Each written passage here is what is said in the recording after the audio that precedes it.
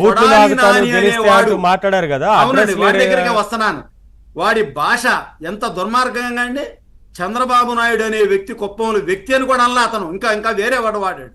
చంద్రబాబు వాళ్ళేం మనం.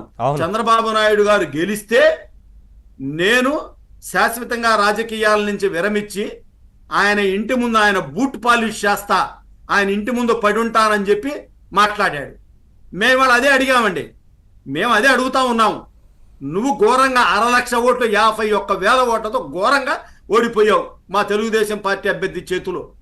నువ్వు మరి వాడు వచ్చి బూట్ పాలిష్ చేయి, మేము అడుగుతా ఉన్నా. అంతకుముందు లోకేష్ పెళ్లికి పందిరేసావు, తాటాకులో పందిరేసి అక్కడ వచ్చిపోయి ఒక మంచి నీళ్ళు ఇచ్చావు. గతంలో ఆహ్వానం హోటల్లో టీ కప్పులు అందించిన చరిత్ర నీది.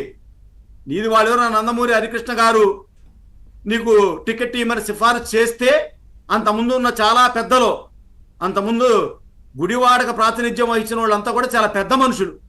చంద్రబాబు నాయుడు గారు వాళ్ళకి కాదని చెప్పేసి నందమూరి హరికృష్ణ గారు అడిగారని చెప్పేసి నీకు టికెట్ ఇస్తే నువ్వు అనవసరంగా నోరు బారేసుకున్నావు. వాళ్ళ కుటుంబ సభ్యుల్ని తిట్టావు, లోకేష్ గారిని తిట్టావు, ఎన్ని విధాలు మాట్లాడావు. అంటే నీ మంత్రి పదవి కోసం నువ్వు దిగజారిపోయి మాట్లాడతావా? నీకంత జగన్మోహన్ రెడ్డి మీద ఇంట్రెస్ట్ ఉంటే నువ్వు జగన్మోహన్ రెడ్డిలో చపరాసు ఉద్యోగం చెయ్యి, మాకు ఇబ్బంది ఏమి లేదు. రోజు ఆయన బట్టలుతుకు ఆయన సంఖ నాకుపోయి మాకేంటి బాధ?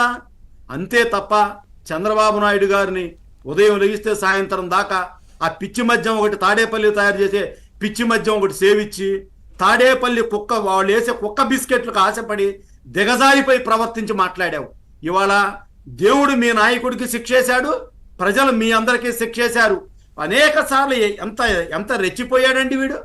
కొడాలి నాని నన్ను ఓడిస్తారా? వల్లభనేని వంశీని ఓడిస్తారా? పేర్ని నానిని ఓడిస్తారా? అతను చంద్రబాబు నాయుడు గారి జీవితంలో ఇది జరిగే పనేనా? ఆయన ఎన్ని సంవత్సరాలు బతుకుంటాడు? ఆయన ఎన్ని సంవత్సరాలు బతుకు, అతని కంటే ముందు నువ్వు పోతావు. నీ ఆరోగ్యం సంగతి ఏందో నువ్వేందో నాకు మా అందరికీ తెలుసు.